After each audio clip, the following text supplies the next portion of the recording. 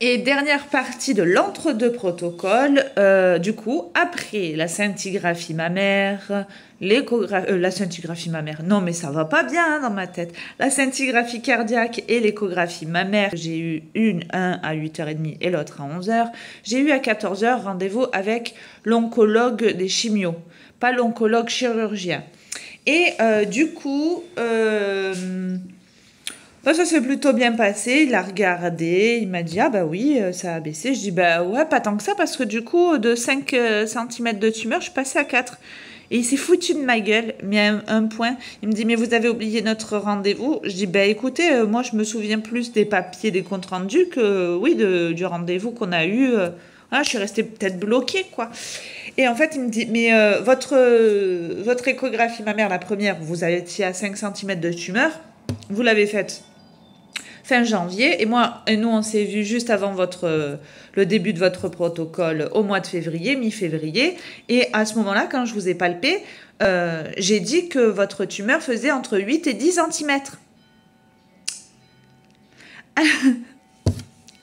Alors là, ah oui, c'est vrai. Ah, effectivement, maintenant que vous me le dites, ça, je m'en rappelle. Mais ouais, j'étais restée bloquée sur les papiers. Donc au final, d'une tumeur de 5 cm, je ne sais pas si vous imaginez, 5 cm, ça doit faire ça.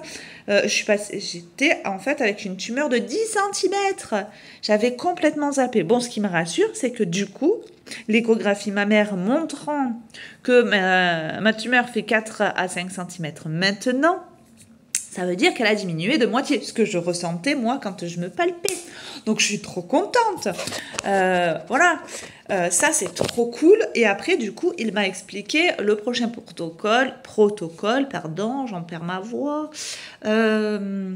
qui est le C, parce que moi j'ai commencé par le Taxol et après je fais le C, contrairement à certains qui commencent par le C et qui font le Taxol après. Du coup,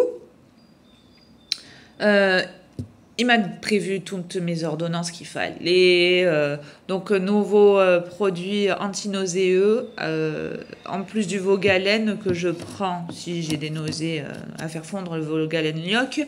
Là, il m'a mis un autre produit, c'est pour prendre...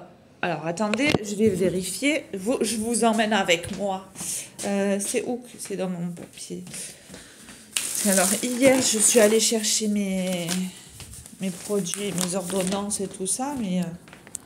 Alors, qu'est-ce qu'il m'a mis, le petit? Ah oui, alors, il m'a mis de la cortisone à prendre. Mais c'est pas ça s'appelle pas de la cortisone, ça s'appelle Soluprède.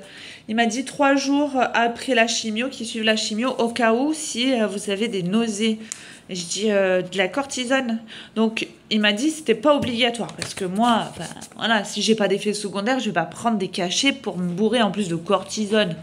Vous imaginez le truc? Non, je crois pas. Donc du coup, voilà. Et ensuite, qu'est-ce que c'est? L'aprepitant. L'aprepitant, c'est un antinauséeux à prendre 1 heure avant la chimio, le jour qui suit la chimio et le jour encore qui suit la chimio. Les 2 jours qui suivent la chimio. Voilà. Parce que, apparemment, ce produit, cette chimio donne beaucoup de nausées. Alors moi, l'aprepitant, je l'avais pour mon premier cancer. Quand je faisais juste ma petite chimio de confort, on va dire ça comme ça, pour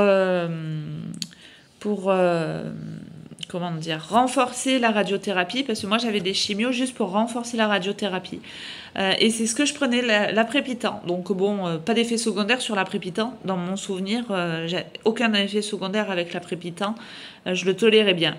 Alors, on va voir pour le reste, parce que la cortisone, bof. Mais il m'a dit que c'était pas obligatoire si j'ai pas. Par contre, il m'a dit vaut mieux le prendre la première séance. Après, à voir. Voilà, je vous fais une deuxième partie. À de suite.